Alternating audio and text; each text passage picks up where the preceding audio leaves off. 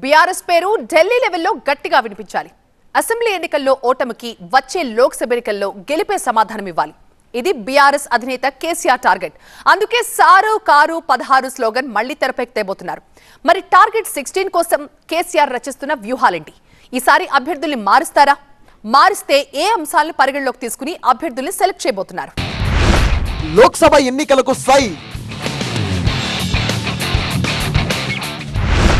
Clean sweep target గా BRS, పడ్డ చోటే నిలబడాలనే పట్టుదల, నేరుగా రంగంలోకి కేసీఆర్. కనీసం 2-3 వారాల పాటు పూర్తి విశ్రాంతి తీసుకోవాల్సిన బీఆర్ఎస్ అధినేత కేసీఆర్ లోక్సభ ఎన్నికలపై సీరియస్ గా ఫోకస్ పెట్టారు. ఎన్నికలకు సమయం ఏమంత లేదని కేసీఆర్ కు తెలుసు. 3 రాష్ట్రాల్లో గెలిచిన బీజేపీ ఈసారి కాస్త ముందుగానే ఎన్నికలకు వెళ్తుందన్న సంకేతాలను కేసీఆర్ కూడా పసిగట్టారు. అందుకే ఢిల్లీలో ఉన్న 16 మంది బీఆర్ఎస్ ఎంపీలను ఉన్నపళంగా హైదరాబాద్ కు పిలిపించారు కేసీఆర్. ఒకరి తర్వాత ఒకరితో పర్సనల్ గా మాట్లాడుతున్నారు. పోగొట్టుకున్న విజయాన్ని తిరిగి దక్కించుకోవడానికి ఇప్పుడున్న ఏకైక అవకాశం లోక్సభ ఎన్నికలు మాత్రమే. పైగా గెలుపు తాలూకు సౌండ్ 5 ఏళ్ల పాటు రీసౌండ్ వచ్చేలా ఉండాలన్నది గులాబీ బాస్ ప్లాన్. అసెంబ్లీ ఎన్నికల్లో కాంగ్రెస్ పార్టీనే ప్రధాన ప్రత్యర్థిగా ఎక్స్పోజ్ చేశారు కేసీఆర్. కానీ పార్లమెంట్ ఎన్నికల్లో త్రిముఖ పోటీ తప్పదు. బీజేపీ కూడా ఫోర్స్ గా అటాక్ చేస్తుంది. ఈసారి అధికారంలోకి వచ్చిన కాంగ్రెస్ ను కేంద్రంలో అధికారంలో ఉన్న బీజేపీని ఫేస్ చేయాలి. పైగా పార్టీ పేరును బీఆర్ఎస్ గా మార్చిన తర్వాత జరుగుతున్న మొట్టమొదటి పార్లమెంట్ ఎన్నికలు. ఢిల్లీలో బీఆర్ఎస్ పేరు గట్టిగా వినిపించాలంటే తెలంగాణ గల్లీలో గట్టిగా కొట్లాడాల్సిందే. అందుకే ప్రతి వ్యూహాలు రచిస్తున్నారు కేసీఆర్. ఇప్పటికే రాష్ట్రంలోని కాంగ్రెస్ పార్టీపై దాడి మొదలుపెట్టారు. 2 వారాలైనా కాకముందే అటాకింగ్ మోడ్లోకి వెళ్లిపోయారు. పథకాల అమలు ఇంకెప్పుడని ఇరుకున పెట్టే వ్యూహంతో వెళ్తున్నారు. ఇటు పథకాలను అమలు చేస్తూ పాలన కొనసాగించడమా, లేక పార్లమెంట్ ఎన్నికలపై ఫోకస్ పెట్టడమా అనే సందిగ్ధంలోకి కాంగ్రెస్ పార్టీని తీసుకెళ్లేలా అసెంబ్లీ వేదికగా పావులు కదుపుతున్నారు. ఆల్రెడీ ఆ ప్రక్రియ జరుగుతోంది కూడా. అధికారంలో లేని ప్రాంతీయ పార్టీ బీఆర్ఎస్ ఇప్పుడు నేషనల్ పార్టీస్ని, స్టేట్లో ఉన్న అధికారంలో ఉన్న కాంగ్రెస్ పార్టీని, బీజేపీని ఎదుర్కోగలదా అంటే రీజనల్ పార్టీకి, అంత బలమైన రీజనల్ పార్టీకి కొన్ని రోజుల వరకు తప్పకుండా స్థానం తెలంగాణలో ఉంటుంది. ఒకేసారి మాత్రం తగ్గిపోయే పరిస్థితి లేదు. ఎవరైతే నేషనల్ పార్టీస్లో మనలేరో కార్యకర్తలు, నాయకులు తప్పకుండా రీజనల్ పార్టీతోనే ఉంటారు. ప్రధాని పీఠంపై ఎవరు కూర్చోవాలనే అంశమే ప్రధానంగా పార్లమెంట్ ఎన్నికలు జరుగుతాయి. సో తెలంగాణలో ప్రధాన పోరు కాంగ్రెస్ బీజేపీ మధ్య ఉండేలా ఈ 2 పార్టీలు వ్యూహాలు పన్నుతున్నాయి. తెలంగాణలో ద్విముఖ పోటీ ఉండేలాగే వ్యూహాలు రచిస్తున్నాయి కూడా. అదే జరిగితే బీఆర్ఎస్ కు పెద్ద దెబ్బే. సో కాంగ్రెస్ బీజేపీకి చెక్ పెడుతూ లోక్సభ ఎన్నికల్లో బీఆర్ఎస్ కే ఎందుకు ఓటు వేయాలో గట్టిగా చెప్పాల్సి ఉంటుంది బీఆర్ఎస్ పార్టీ. అందుకు అనుగుణంగానే గులాబీ బాస్ కేసీఆర్ ప్రత్యేక ప్లాన్ తో రాబోతున్నట్టు చెప్తున్నారు. దేశ రాజకీయాల్లో బీఆర్ఎస్ క్రియాశీలకంగా ఉంటుందని ఏనాడో చెప్పారు కేసీఆర్. ఇప్పటికే మహారాష్ట్రలోని నాందేడ్, నాగ్పూర్, సోలాపూర్ వంటి ప్రాంతాల్లో కమిటీలు వేశారు. మరి ఆయా రాష్ట్రాల్లో పోటీ చేస్తారా, సమీకరణాలను మారుస్తారా అనేది బీఆర్ఎస్ అధినేత రివీల్ చేయాల్సి ఉంటుంది. తెలంగాణ వరకు బీఆర్ఎస్ టార్గెట్ ఒకటే, దట్ ఈస్ క్లీన్ స్వీప్. మరో ఆలోచన లేదంటున్నారు బీఆర్ఎస్ నేతలు. ఎంఐఎంతో స్నేహపూర్వక పోటీ ఉంటుంది కాబట్టి మొత్తం 17 లోక్సభ నియోజకవర్గాల్లో 16 సీట్లపై ఫోకస్ పెట్టబోతున్నారు. అంటే మరోసారి సారు కారు 16 అనే నినాదాన్ని హైలైట్ చేయబోతున్నారు. పైగా ఈసారి తెలంగాణ నుంచి ప్రధాని మోదీ, కాంగ్రెస్ అగ్రనాయకురాలు సోనియా గాంధీ పోటీ చేయబోతున్నారనే వార్తలు వినిపిస్తున్నాయి. ఒకవేళ అదే నిజమైతే ఆ రాజకీయ వేడి మరో లెవెల్లో ఉంటుంది. ప్రజల అటెన్షన్ కూడా ఖచ్చితంగా మారిపోతుంది. తెలంగాణలో మోదీ పోటీ చేస్తే 3 మొత్తం బీజేపీ వైపు ఉండొచ్చు. సోనియా పోటీ చేస్తే ఆల్రెడీ అధికారంలో ఉన్న పార్టీగా కాంగ్రెస్ కే ఎక్కువ ఎడ్జ్ ఉండొచ్చు. ఊహాగానాలను నిజం చేస్తూ ఇటు మోదీ, అటు సోనియా ఇద్దరూ కనుక పోటీ చేస్తే తెలంగాణలో పోటీ ఖచ్చితంగా ద్విముఖంగానే ఉంటుంది. సో కేసీఆర్ వేయబోయే ఎత్తులో రచించే వ్యూహాలన్నీ దీన్ని దృష్టిలో పెట్టుకునే వేయాల్సి ఉంటుంది. పైగా పెద్దగా సమయం కూడా లేదు. ఫోకస్ చేయాల్సింది 16 నియోజకవర్గాలే కాబట్టి అంతగా సమయం పట్టకపోవచ్చు.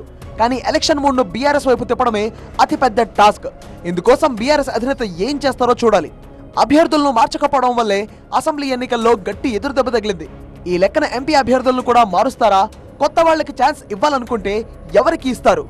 అంత వడపోసే సమయం ఉంటుందా? ఇవన్నీ క్వశ్చన్ మార్క్సే. కానీ కేసీఆర్ రాజకీయ ఉద్దండులు 119 నియోజకవర్గాలనే వడపోసిన పార్టీ అధినేతకు 16 నియోజకవర్గాలు పెద్ద టాస్క్ కాకపోవచ్చు.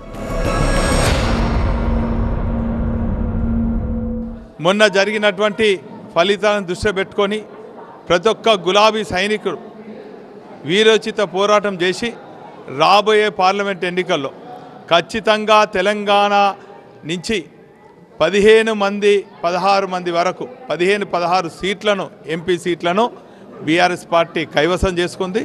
తద్వారా కేంద్రంలో ఒక కీలక పాత్ర కేసీఆర్ గారి నాయకత్వంలో పోషించబోతుందని కూడా ఈ సందర్భంగా తెలియజేస్తుంది. ఇక అసలు విషయం, కేసీఆర్ ఎంపీగా పోటీ చేస్తారా? పోటీ చేస్తే ఎక్కడి నుంచి బరిలో దిగుతారు?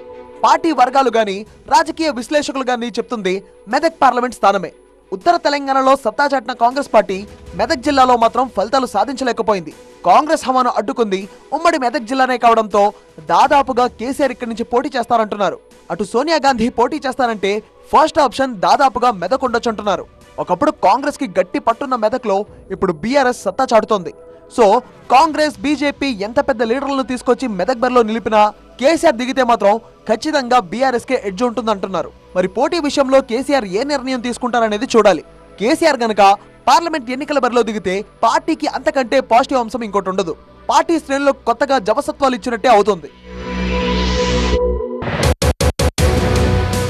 సారు కారు 16 ఏది ఏమైనా ఎలాగైనా సాధించి తీరాలనే కస్తో ఉన్నారు బీఆర్ఎస్ అధినేత కేసీఆర్. గెలవాలి, ఖచ్చితంగా గెలవాలి. గెలిస్తేనే పరపతి నిలుపుకున్నట్టు.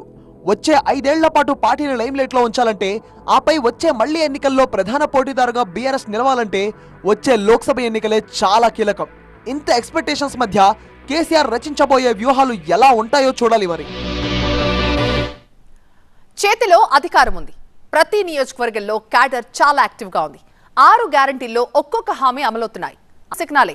అందుకే ఇదే ఊపుతో లోక్సభ బరిలోకి దూకుతోంది కాంగ్రెస్. కానీ 17 నియోజకవర్గాల్లో 12 మాత్రమే టార్గెట్ గా పెట్టుకుంది కాంగ్రెస్ పార్టీ. అధికారం ఉండి కూడా క్లీన్ స్వీప్ కి ఎందుకు ట్రై చేయట్లేదు? ప్రత్యేక పరిస్థితుల్లో 15 సీట్లు గెలుస్తామని ఎలా చెప్తున్నారు?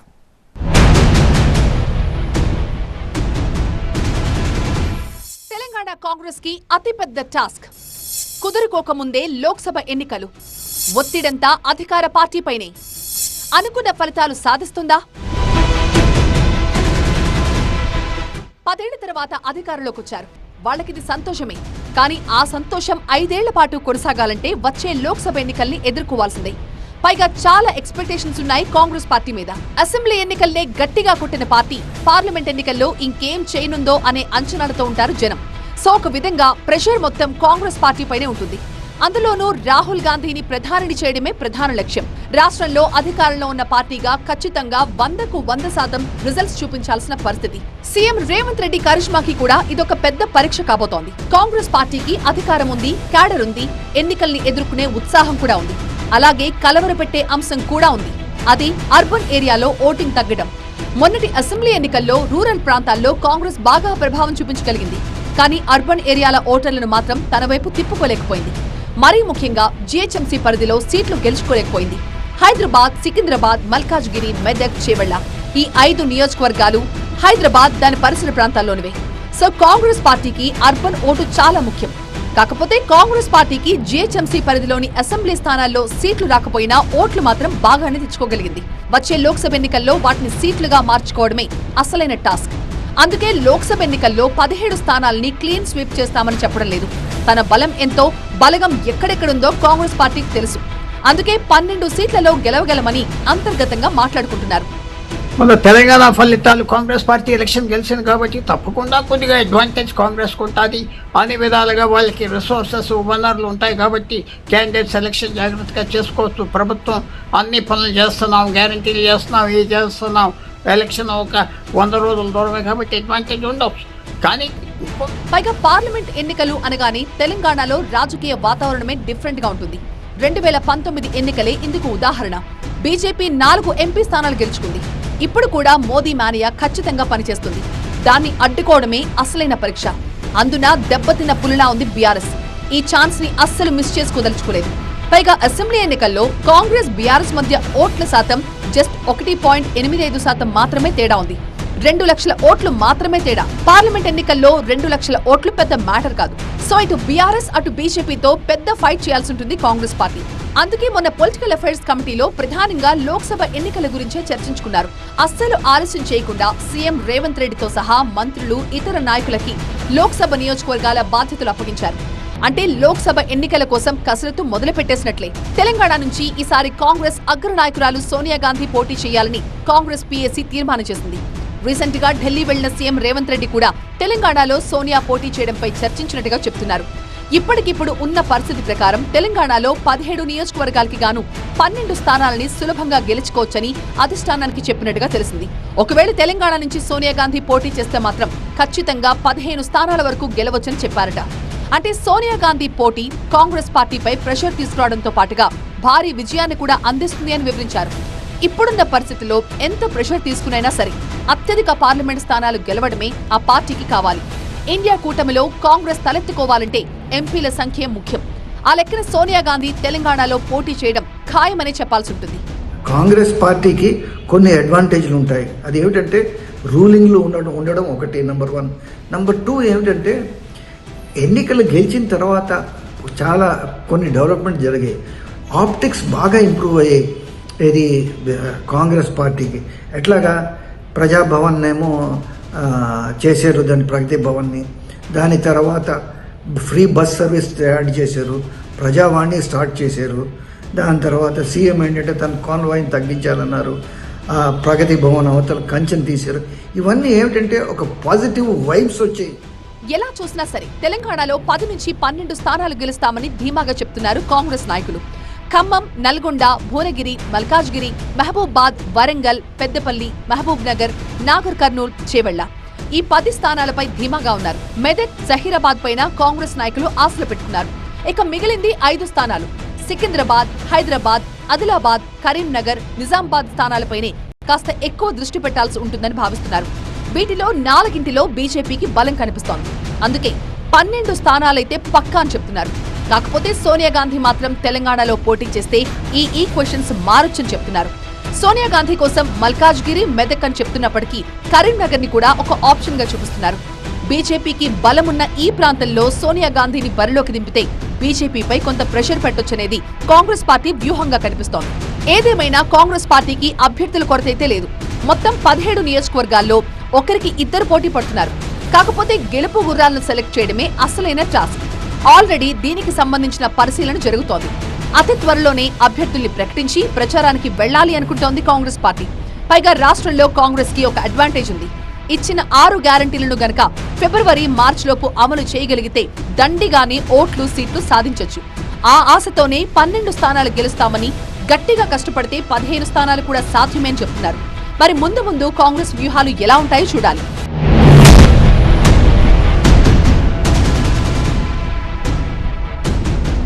అదేంటో లోక్సభ ఎన్నికలు అనగానే తెలంగాణలో పొలిటికల్ మూడ్ మారిపోతుంది. మోదీ మానియా కనిపిస్తూ ఉంటుంది. ఇప్పుడు కూడా అదే కంటిన్యూ చేయాలనుకుంటోంది బీజేపీ. ఈసారి 2 అంకెల స్థానాల కోసం గట్టి ప్లాన్లోనే ఉంది. ఇందుకే బీఆర్ఎస్ కాంగ్రెస్ టైట్ ఫైట్ ఇస్తున్న ఈ సమయంలో బీజేపీకి డబుల్ డిజిట్ స్థానాలు వచ్చే ఛాన్స్ ఉందా?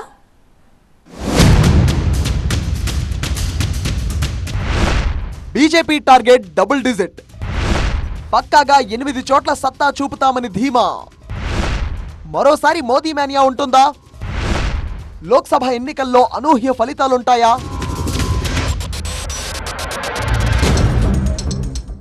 Now or never. తెలంగాణ బీజేపీకి తాడో పేడో తేల్చుకోవాల్సిన సమయం ఇది. కొన్ని పొరపాట్ల కారణంగా అసెంబ్లీ ఎన్నికల్లో 20కి పైగా రావాల్సిన సీట్లు 8కే పరిమితమయ్యాయి. దాదాపు 30% రావాల్సిన ఓట్ పర్సంటేజ్ 14% తగ్గింది. అందుకే లోక్సభ ఎన్నికల్లో ఎలాంటి పొరపాట్లు చేయదలుచుకోలేదు బీజేపీ.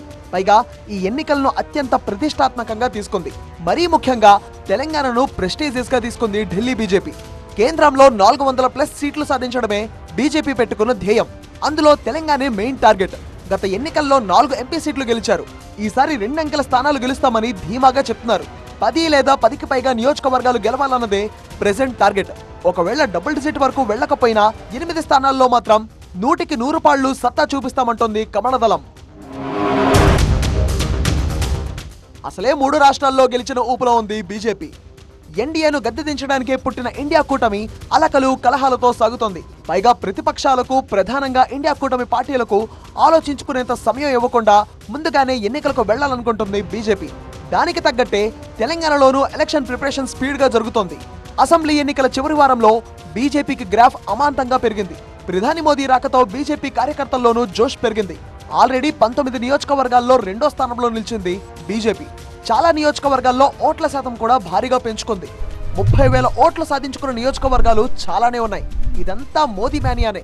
అందుకే తెలంగాణలో ఫిక్స్ చేసుకున్న టార్గెట్ ను సాధించాలంటే మళ్ళీ మోదీని రప్పించాలనుకుంటోంది బీజేపీ. ఇక మోదీనే స్వయంగా పోటీ చేస్తే మాత్రం ఆ ఎఫెక్ట్ మామూలుగా ఉండదంటున్నారు రాజకీయ విశ్లేషకులు.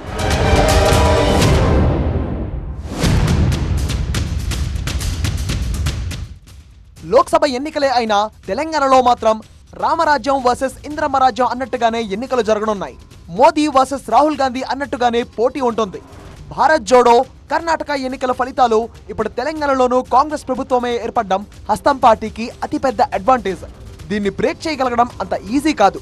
ఇంత పాజిటివిటీ నుంచి ఓట్లు, సీట్లు సాధించాలంటే ఖచ్చితంగా మోదీనే రావాల్సి ఉంటుంది. అందుకే ప్రధానిని దక్షిణాది నుంచి పోటీ చేయించాలనే ఆలోచనలో ఉన్నారు. ఒకవేళ మోదీ అంగీకరిస్తే మల్కాజ్గిరి నుంచి పోటీ చేయించాలనుకుంటోంది బీజేపీ. మల్కాజ్గిరి ఓ మినీ ఇండియా కాబట్టి గెలుపు చాలా సులభం అని అంచనా వేస్తోంది. ఒకవేళ మల్కాజ్గిరి కాకపోతే మహబూబ్ నగర్ సెగ్మెంట్ కూడా ఉంది. బీఆర్ఎస్ 16 స్థానాలు, కాంగ్రెస్ 15 స్థానాలను టార్గెట్ గా పెట్టుకుంది. బీజేపీ మాత్రం 17కు 17 స్థానాలను టార్గెట్ గా పెట్టుకున్నప్పటికీ డబుల్ డిజిట్ సీట్లే ప్రధాన లక్ష్యం. ఇందుకోసం 17 నియోజకవర్గాలకు ఫుల్ టైమర్ విస్తారకులను నియమించేందుకు రెడీ అవుతోంది. గతంలో గెలిచిన 4 సీట్లతో పాటు పార్టీకి పట్టున్న, గెలిచే అవకాశాలున్న స్థానాలపై కమలనాథులు మరింత ఫోకస్ పెట్టారు. లోక్సభ ఎన్నికల నేపథ్యంలో కేంద్రం చేపట్టిన పథకాలు, అభివృద్ధి కార్యక్రమాలు, వికసిత్ భారత్, విశ్వకర్మ యోజనతో విస్తృత ప్రచారం చేయాలని నిర్ణయించారు.